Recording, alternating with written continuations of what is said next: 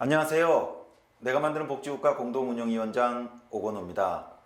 오건호의 연금 이야기 두 번째 시간입니다. 오늘 주제는 국민연금 미래 재정입니다. 지난 1강에서 국민연금의 중요한 특징 중에 하나로 세대 내 형평성, 세대 간 형평성, 이걸 제가 강조해 드렸었죠. 이 중에서 세대 간 형평성은 어떤 문제입니까? 우리 세대가 부담하는 재정 몫에 비해서 미래 세대가 너무 크다는 것이죠. 다시 얘기하면 미래 재정이 불안하다는 겁니다. 도대체 국민연금의 미래 재정이 어떤 상태인데 이러한 이야기가 나오고 또 논란이 되고 있는지 오늘 이 문제를 집중적으로 보겠습니다. 이 국민연금 미래 재정은요, 앞으로 60년, 70년, 80년 이후의 상태를 보는 겁니다. 그러다 보니까 복잡합니다. 그리고 이거를 둘러싸고 정치권에서 많은 다양한 의견이 있습니다. 지금 우리나라에서 매년 5년에 한 번씩 국민연금 재정추계위원회를 구성해서 미래 재정에 대한 진단과 그리고 나름대로의 정책 공고를 하고 있습니다. 저는 가입자 단체 추천으로 이 재정추계위원회에서 미래 재정 진단 작업에 참여했습니다. 그래서 제 나름대로 국민연금 재정에 대한 판단을 가지고 있고요. 오늘 제가 가지고 있는 생각을 여러분에게 전달해 드리겠습니다. 자, 그러면 첫 번째, 국민연금 재정 구조를 보겠습니다. 연금 재정 구조는요, 크게 두 가지 종류로 나누어집니다. 하나는 부가 방식이라고 부릅니다. 그에 필요한 연금 지출을 그의 사람들에게 보험료나 세금으로 부과해 버립니다. 그래서 부가 방식이라고 이름을 붙이죠. 그에 필요한 걸 그에 거두어서 그에 써버리니까 기금이 남지 않습니다. 공무원연금요, 지금 선배 공무원, 은퇴 공무원한테 연금을 지급하기 위해서 보험료를 거두고 세금을 거두어서 그대로 다 지출합니다. 기초연금요, 아주 전형적인 부가방식 재정 구조입니다. 올해 10조 원의 재정이 기초연금에 나가고 있습니다. 당연히 우리 세금 10조 원을 거두어서 기초연금에 쓰고 있죠. 부가방식이고 기금이 남지 않습니다. 이런 부가방식 재정 구조와 비교되는 게 바로 적립방식입니다. 여기 보이시죠? 예, 이거는 내가 보험료를 내는데 이거를 바로 지출해 버리지 않고 그대로 쌓아 놓습니다. 그리고 미래에 제가 은퇴했을 때 그것을 받게 됩니다. 민간 사연금을 생각해 보시면 이해하실 수 있으실 거예요. 그렇죠? 보험료를 바로 쓰지 않고 모아둡니다. 예금이라고 생각하십시오. 따라서 완전 적립방식, 미래 내가 받을 연금액을 지금부터 차곡차곡 보험료로 쌓아 놓으면요, 미래 재정 불안 문제가 발생하겠습니까? 발생하지 않지요. 그래서 이 적립방식에서는 미래 재정 불안 문제가 발생하지 않습니다. 자, 그러면 우리가 다루고 있는 국민연금으로 돌아와 보죠. 국민연금은 어떤 재정 구조를 가지고 있을까요? 예, 부가방식, 적립방식, 그거의 딱 가운데입니다. 그래서 여기 있는 부분 적립방식이라고 부릅니다. 무슨 말이냐? 미래 내가 받을 연금액의 절반 정도만 제가 보험료로 적립해 갑니다. 그러면 나머지는 미래 세대가 조달해서 저한테 주는 거죠. 그러다 보니까 이 국민연금은 부분 적립방식이라고 불리우고 제가 받을 미래 급여의 일부를 후세대에게 의지하게 됩니다. 이게 그래서 논란이 되는 겁니다. 후세대한테 의지하는 몫이 적절한지, 너무 큰 건 아닌지, 혹 너무 크다면 지금부터 제도를 조금씩 바꿔가야 되는 게 아닌지, 이런 토론거리가 생기는 거죠. 그리고 이런 토론을 위해서 장기 재정 진단 작업을 하게 됩니다. 재정 추계는 크게 두 가지 작업으로 이루어집니다. 첫 번째는, 그렇죠, 미래 재정 상태를 진단해야 되죠. 진단한다는 건 뭐죠? 미래 기금이 있는데 이 기금이 계속 쌓이다가 언제쯤 없어지는지, 그리고 그때 후세대들은 얼마큼의 보험료를 내야 되는지 미래 재정의 기금 곡선을 도출하는 것입니다. 그리고 이 기금 상태, 기금 곡선을 도출하기 위해서 다양한 변수들을 고려하게 됩니다.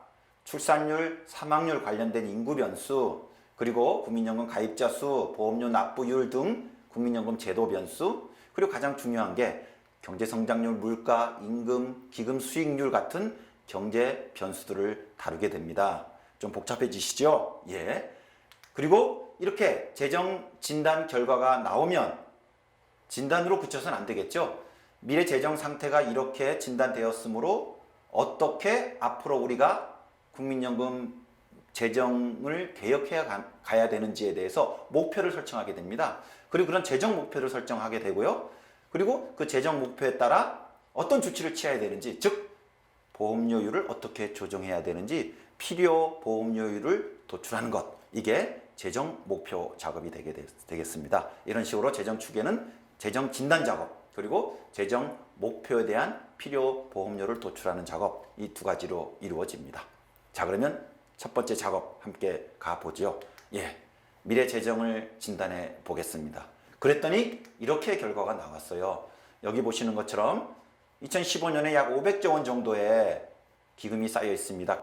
왜냐하면 국민연금은 전반전에는 보험료만 내고 후반전에는 연금을 받기 때문에 전반기에는 기금이 쌓일 수밖에 없는 거죠. 그래서 이렇게 기금이 계속 쭉 쌓이다가 2043년에 2561조로 피크를 정점을 찍고 난 다음에 급격히 기금이 줄어듭니다. 그리고 안타깝게도 2060년에 기금이 소진됩니다. 당연하지요. 우리가 받을 것만큼 낸다면 계속 가입자들이 생기기 때문에 기금이 유지되지만 덜 내기 때문에 어느 순간에는 기금이 소진되어 버립니다. 부분 적립 방식의 기본 특징입니다. 부가 방식은 기금이 애초에 없고요. 완전 적립 방식은 절대 기금이 사라지지 않습니다. 계속 동일한 규모의 기금이 유지되고요. 이 국민연금의 부분 적립 방식은 처음엔 쌓이다가 기금이 소진되게 됩니다. 현재 진단에 따르면 2060년도에 기금이 소진되는 걸로 나왔습니다. 그러면 2060년 기금이 소진되는 시점에도 은퇴자는 있기 때문에 그분들한테 약속한 연금을 지급하기 위해서 그때 미래 세대들은 얼마의 보험료를 내야 될까요? 예, 약 21.4%의 보험료를 내야 그때 노후 세대들이 연금을 받을 수 있습니다. 제가 1강에서 말씀드렸었죠. 동일하게 국민연금 급여율은 40%를 받는데 지금 우리는 9%의 보험료만 내고 그리고 미래 세대들은 21%를 보험료를 내야 이 제도가 유지된다는 겁니다. 여러분, 이런 진단 결과를 얻게 된 다음에 어떤 생각이 드시나요? 계속 방치하기는 어렵겠죠? 그래서 안 되겠다. 재정을 개혁하자. 어떻게 개혁할까? 그러면 재정 목표를 설정해 보자. 그래서 재정 목표를 설정합니다. 재정 목표 설정은요, 조금 복잡합니다만은 그래프를 보면서 제가 말씀드리겠습니다. 여기 있는 빨간 그래프가 여기가 현재 2015년이고요. 500조 원의 기금이 쌓여 있습니다. 기금이 계속 늘어나다가 줄어들어서 2060년에 소진됩니다. 그리고 이때 필요보험료율이 너무 높은 거죠. 그러니까 이 기금 소진 연도를 2060년이 아니고 2083년도까지 뒤로 늦추는 걸 재정 목표로 잡은 겁니다. 어떤 원리냐면 여기는 13년을 기준으로 했어요. 2013년도부터 여기 보십시오. 여기 추계 기간이 70년인데요. 2013년을 기준으로 해서 앞으로 70년 동안은 기금이 사라지지 않는다. 즉 기금이 확보될 수 있도록 하자는 겁니다. 자, 그럼 이것은 무엇을 의미합니까? 현재 20살 먹은 청년이 국민연금에 가입합니다. 그리고 믿고 보험료를 내시오.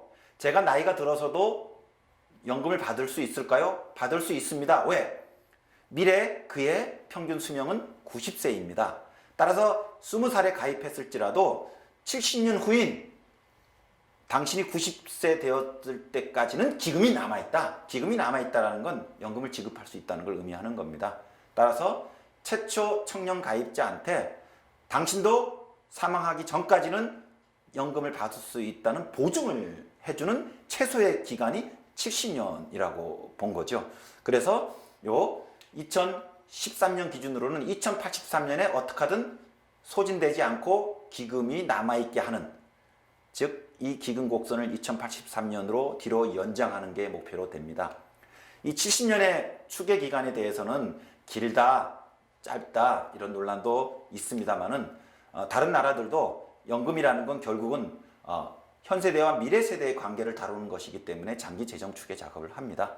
영국은 60년 추계 기간을 설정하고 있고요. 미국과 캐나다는 75년, 그리고 일본은 100년 설정하고 있고 저희는 평균 수명을 감안해서 70년을 두고 있습니다. 자, 이렇게 재정 목표를 2083년 향후 70년 동안 기금을 확보하는 것으로 설정하고 어느 정도 수준으로 목표를 잡아볼까? 4개로 잡아봤습니다. 어떻게 4개로 잡냐 하면요. 다시 여기 나와 있는 그래프를 봐주시기 바랍니다. 자, 현재는 여기 있는 2060년에 기금이 소진됩니다. 이 4개의 곡선들은요. 모두 다 여기가 2083년인데요. 2083년에도 수면 아래로 곡선이 떨어지고 있지 않습니다. 즉 기금이 있다라는 거죠. 여기 있는 파란색 곡선은요. 2083년에 2년치 연금 지급액을 확보할 만큼 기금을 가져가는 겁니다. 그리고 여기 있는 빨간 곡선은요. 5년치 2083년에 그래도 여유 자금으로 5년치를 가져가겠다는 겁니다. 맨 위에 있는 선은 뭘까요? 낸 것만큼 받을 만큼 내자는 겁니다. 그럼 영원히 기금이 소진되지 않고 가입자가 계속 발생하기 때문에 일정한 기금이 계속 쌓이게 됩니다. 이런 식으로 2083년에 2년치를 남길 수도 있고 5년치를 남길 수도 있고 완전 적립할 수 있습니다. 이렇게 목표를 4가지로 잡게 되면 이 4가지 목표에 따라 그러면 지금부터 우리가 보험료를 얼마씩 내야 되는지 필요보험료율이 도출되겠죠. 가장 작은 필요보험료율은 여기 있는 2년치를 확보하는 목표입니다. 이거를 적립배율 2배라고 부릅니다. 그러면 지금 저희가 국민연금 보험료율을 11.9% 납부하면 됩니다. 현재 9%죠? 그러니까 지금보다 한 4% 정도 올리면 앞으로 70년까지 기금은 쌓이기 때문에 신규 가입자들한테 연금 지급을 보증할 수 있는 겁니다. 이것도 불안하다. 좀 더 세게 하자. 5년치를 2083년에 확보하게 되면요. 13.5%까지 올려야 되고 완전 적립하게 되면 16%까지 보험료를 올리게 됩니다. 자, 일단 4개의 곡선, 4개의 재정 목표는 모두 다 2080년까지 기금을 확보하는 것이기 때문에 일정한 재정 안정을 기하는 겁니다. 이 4가지 재정 목표 중에서 어느 걸 선택할까? 이건 이제 정책에서의 의사결정 영역입니다. 하지만 이 국민연금 재정 추계 작업의 취지는요. 2083년에 70년 후에 기금만 확보하면 되니까 무리하게 이렇게 높게까지 기금을 쌓을 필요는 없겠죠. 이렇게 2083년까지 2배 적립하는 정도만 가자. 즉 지금보다 한 4% 정도 보험료 올리면 적절하다는 게 국민연금 재정 추계 작업이 갖고 있는 함의입니다. 앞으로 어떻게 할까요? 이런 식으로 저희가 5년에 한 번씩 계속 재정 추계 작업을 하게 됩니다. 그럼 여기 보시는 것처럼 2013년 기준으로 70m 앞으로 공을 뻥 찬 겁니다. 그리고 다시 5m 앞으로 가서 다시 여기서 또 70년을 뻥 차요. 이런 식으로 계속 5년을 앞으로 가면서 70년 동안 기금을 확보하게 되는 그런 추계 작업과 그런 재정 목표를 설정하게 됩니다. 따라서 이 5년 재정 추계 작업이 계속 이루어지고 이거에 따라 제도 개선이 이루어지면 기금은 영원히 소진되지는 않겠죠. 하지만 5년에 한 번씩 조금씩 보험료를 오르게 됩니다. 지난 10년 동안 보험료 인상이 없었기 때문에 아마 첫 보험료 인상은 4% 정도의 인상 요인이 생겨요. 하지만 이후부터 5년 혹은 10년에 한 번씩 올릴 경우에 그때는 그렇게 크게 나타나지는 않을 겁니다. 이게 국민연금 재정 추계 작업이 갖고 있는 취지와 함의예요. 그런데 이 결과 보고서를 두고 정치권이 완전히 다르게 해석합니다. 최근 국민연금 소득 대체율 50% 논란에서 복지부는 이렇게 얘기합니다. 보험료를 2배 올리자고요. 지금 현재 9%의 보험료를 이렇게 16%까지 가야 된다는 거죠. 이 말은 뭘 의미하는 거죠? 완전 적립 방식으로 가보자는 거죠. 물론 이렇게 되면 재정은 무척 안정화됩니다만은 굳이 이렇게까지 과감한 제도 개혁을 할 이유는 없죠. 지금 바로 현 세대에게 급격한 보험료 인상을 유발시키는 겁니다. 현실적으로 가능하지도 않죠. 근데 또 다른 주장이 있어요. 새정치민주연합에서는 그냥 현 상태로 가도 큰 문제가 없다라고 얘기해요. 야당이 얘기하고 있는 그 재정 목표는 사실 이 재정 추계 작업에는 없는 겁니다. 2060년에 소진되는 것을 놔둬도 괜찮다는 거죠. 그렇게 되면 어떻게 됩니까? 미래 세대에서 갑자기 보험료가 올려게 돼요. 그래서 야당 의견에 따르게 되면 미래 세대에서 보험료의 경착륙 인상이 이루어지게 됩니다. 그래서 지금 복지부의 이야기나 야당의 이야기나 현재 재정 추계 작업이 갖고 있는 그 취지와는 저는 위배된다고 생각합니다. 자, 이제 좀 더 내부 논란을 보겠습니다. 특히 시민사회 단체에서 이런 미래 재정 추계에 대해서 논의를 할 때 이런 얘기를 해요. 아니, 앞으로 70년 후의 미래를 우리가 얻지 않느냐? 여기에다가 수치를 적용해 놓고 보험료를 올리자 내리자, 이거 너무 과도한 거 아니냐? 그런 지적을 해요. 그렇죠. 만약에 지금으로부터 70년 전이면 1945년 대한민국이 해방되던 날이에요. 해방되던 해죠.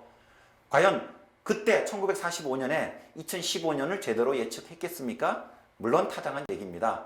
하지만 국민연금은 금에도 불구하고 장기 재정 추계를 할 수밖에 없어요. 그런데 조금 더 보셔야 될 내용이요. 1강에서 보셨던 표입니다. 여기 있는 게 저희 보험료고요. 기금 수입이고요. 전체 보라색이 연금급여입니다.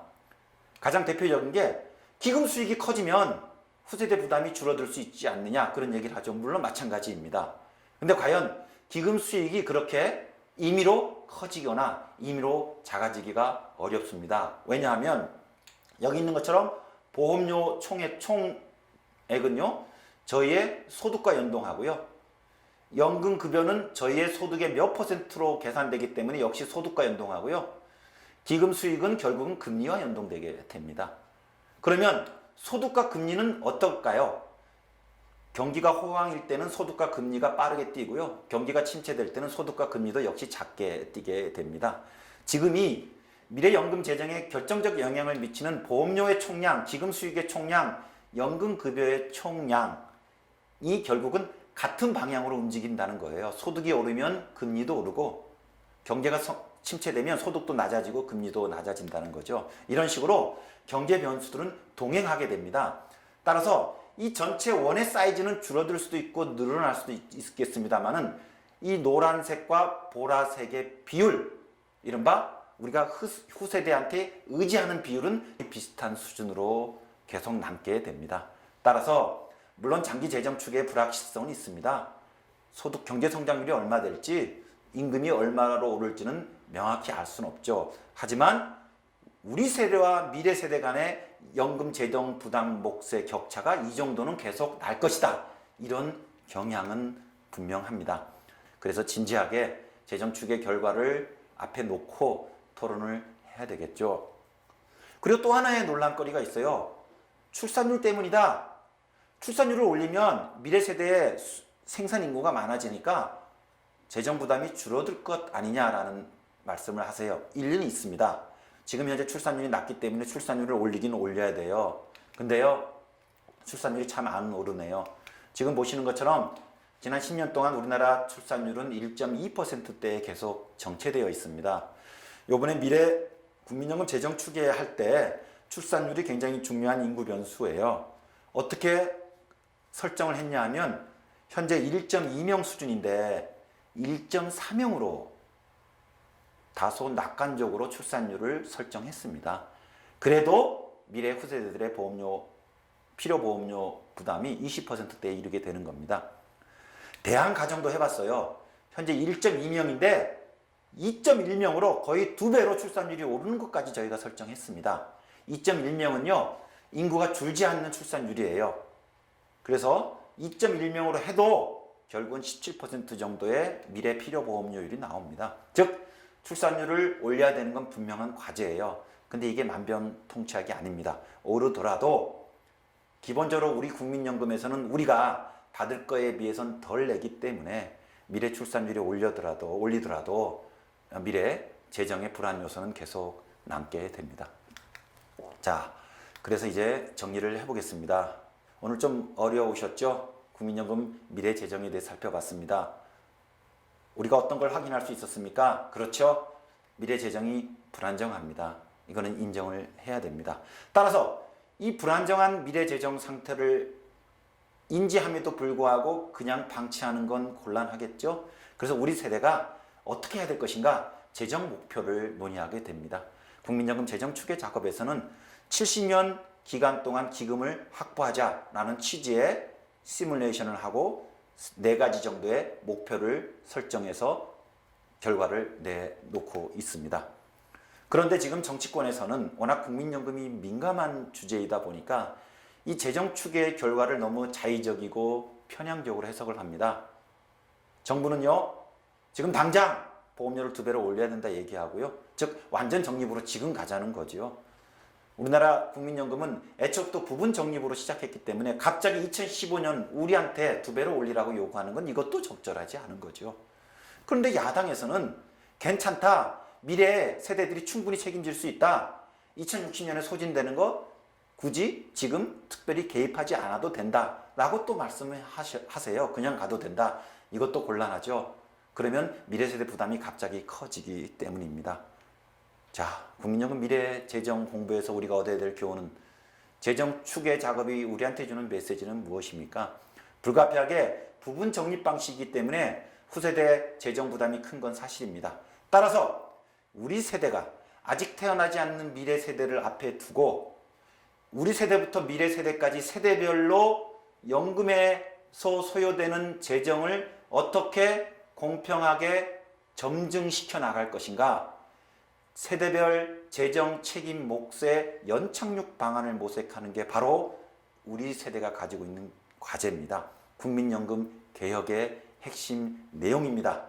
2배 올리자, 2060년 소진 괜찮다, 이런 무책임한 대응보다는 국민연금 재정 추계 결과를 놓고 후세대와의 대화 그리고 재정의 연착륙 방안을 마련하는 그런 논의를 이제 시작해야 됩니다. 쉬운 일은 아닙니다. 하지만 저하고 6번 연금에 대해서 공부하시면 우리 시청자분께서 나름의 대안을 가질 수 있으실 거라 저는 기대합니다. 그러면 다음 상강은요. 그럼 현재 공적연금은 어떤 상태에 있는지 공적연금 체계 진단이라는 주제를 가지고 다음 시간에 만나 뵙겠습니다. 시청해 주셔서 고맙습니다.